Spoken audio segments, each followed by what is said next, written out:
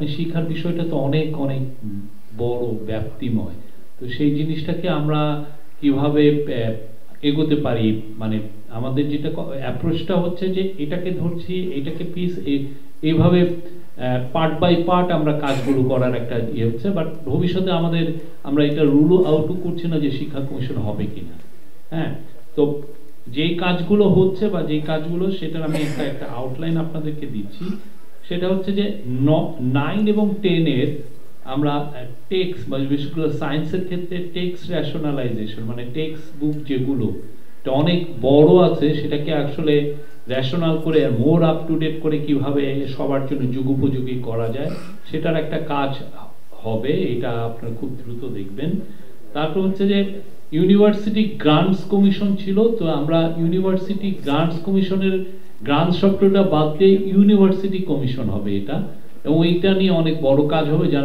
আপনারা জানেন যে বাংলাদেশে অনেকগুলো ইউনিভার্সিটি হয়েছে, অনেকগুলো প্রাইভেট ইউনিভার্সিটি হয়েছে, ফলে ইউনিভার্সিটি গ্রান্টস কমিশনকে আমরা অনেক বড় বিগার একটা সংস্থা হিসাবে, যাতে টার্সিয়ারি যত এডুকেশন আছে সেটাকে জানে তারা আরো মানে তার মানটা যাতে ধরে রাখার জন্য যত কাজ করা যায় সেই কাজগুলো যেন এরা করতে পারেন, এটাকে খুবই যুগোপযোগী করা, এটাকে আরো মানে গ্লোবাল যেই টার্সিয়ারি এডুকেশন যে জায়গায় গিয়েছে, যেমন সায়েন্স অ্যান্ড ক্ষেত্রে বা রিসার্চের ক্ষেত্রে, সেই জায়গাগুলোকে আরো ফোস্টার করানো, সেই কাজটা ইউনিভার্সিটি কমিশন করবেন।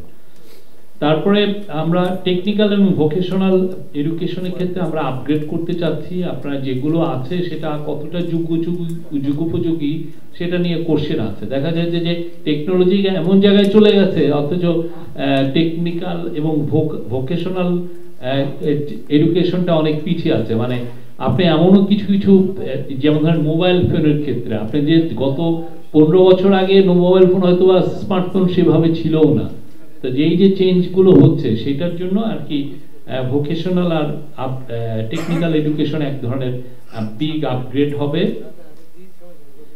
বেসরকারি স্কুল ও কলেজের যে অনলাইন টিচারদের যে এডুকেশন, আপনারা জানেন তারা যে খুব বেশি ট্রেনিংটা পান সেটা তেমন একটা হয় না। বাংলাদেশে প্রচুর বেসরকারি স্কুল কলেজ আছেন, অনেক ক্ষেত্রে সেভাবে মানে টিচার্স ট্রেনিং একটা খুব বড় সাবজেক্ট। বাইরে আপনি আপনার স্টুডেন্টদের মান উন্নয়ন করতে হলে আপনার টিচার্সদেরও মানটা আপনার সেই লেভেলে নিতে হয়, কিন্তু সেই ক্ষেত্রে দেখা যায় যে সরকারি টিচাররা যতটুক ট্রেনিং এর সুযোগ পান সেই সুযোগটা হয়তো বা বেসরকারি টিচাররা পান না। তো সেই জায়গাটাও আমাদের একটা, আমরা এটা নিয়ে খুব ভালো কাজ করার একটা প্ল্যান আছে এবং সে নিয়ে উদ্যোগ নেওয়া হচ্ছে। আরেকটা হচ্ছে যে আপনার আইসিটি, আপনি জানেন যে 9, 10 বা স্কুল পর্যায়ে বা কলেজ পর্যায়ে যে আইসিটি যে সাবজেক্টটা, সেটাকে আসলে অতটা আমরা আপগ্রেড হয়নি। যে যেভাবে পুরো গ্লোবালি এটা আইসিটির এডুকেশন যে জায়গায় চলে গেছে, আপনি কোডিং এর শিক্ষা বলেন বলেন, আমরা অনেক শুনি যে আমরা কোডিং ইন্ট্রোডিউস করব, এই করব, কিন্তু আসলে আপনি যদি আইসিটির এডুকেশনটা সেইভাবে যদি আপগ্রেড না করেন, সেটা অনেক ক্ষেত্রেই তাহলে আমি মানে কোয়ালিটি আমার মানে টেকনিক্যাল এডুকেশনের নো হাউ যারা ছেলে মেয়ে আমরা পাবো না।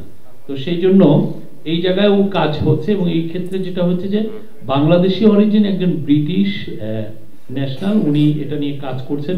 ইউকেরই একটা এডুকেশন বোর্ডে উনি কাজ করেন, একজন প্রিন্সিপাল। উনি একটা এটার উপরে কাজ করেছেন, আমাদেরকে ওনার এই জিনিসটা আমরা নিচ্ছি, নিয়ে আমরা এটা আরো বাংলাদেশের যে এই আইসিটি যে এডুকেশন, এটাকে আমরা একদম লেটেস্ট, একদম আপ টু ডেট আমরা করার প্ল্যান আছে, এবং এটা খুব দ্রুত করা হবে। এই ছিল। আর হচ্ছে যে আরেকটা জিনিস যেটা আমরা লক্ষ্য করেছি, যেটা আমাদের অ্যাডভাইজার মহোদয় জয়েন করার পরই লক্ষ্য করেছেন, সেটা হচ্ছে যে শিক্ষা মন্ত্রণালয় বা শিক্ষার যে ডিপার্টমেন্টগুলো কেন্দ্রিক বিশাল একটা শিক্ষা একটা ঘুষ টুস এগুলোর বাণিজ্য হয়, একটা প্রমোশন বা একজনকে এইখান থেকে ট্রান্সফার নিয়ে অন্য জায়গায়, তো সেই জায়গাটা আমরা আইডেন্টিফাই করেছি। এই জায়গাটা নিয়েও আমাদের কাজ হবে, যাতে শিক্ষাক্ষেত্রে যত ধরনের দুর্নীতি আছে সেটা যেন আমরা শিক্ষাক্ষেত্রে দুর্নীতি মুক্ত করতে পারি।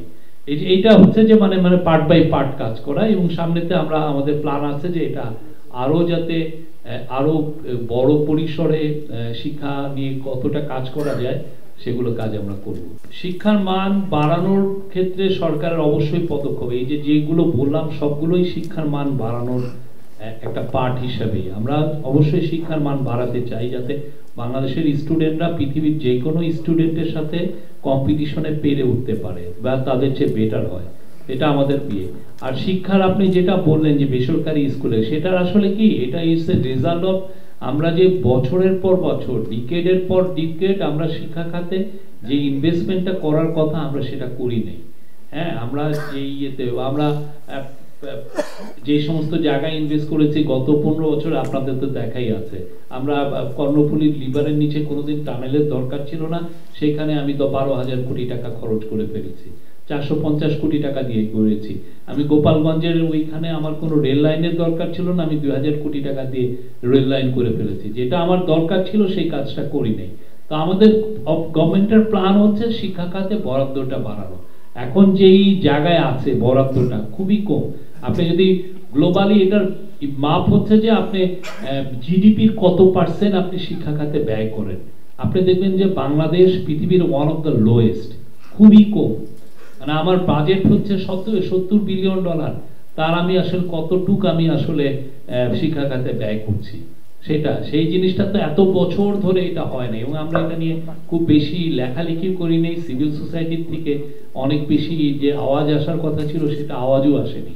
তো আমরা এটা এই পুরো জিনিসটা ইন্টারিম গভর্নমেন্ট দেখছে, এবং এই জন্য আপনি দেখেন প্রফেসর ওয়াহিদুদ্দিন মাহমুদ বাংলাদেশের, উনি খুবই বড় অর্থনীতিবিদ, বড় শিক্ষাবিদ, ইউনিভার্সিটি অফ ক্যামব্রিজে উনি পড়ে এসছেন। হ্যাঁ, তোমার অনেক স্কলারলি কাজ আছেন, উনি এটা নিয়ে কাজ করছেন।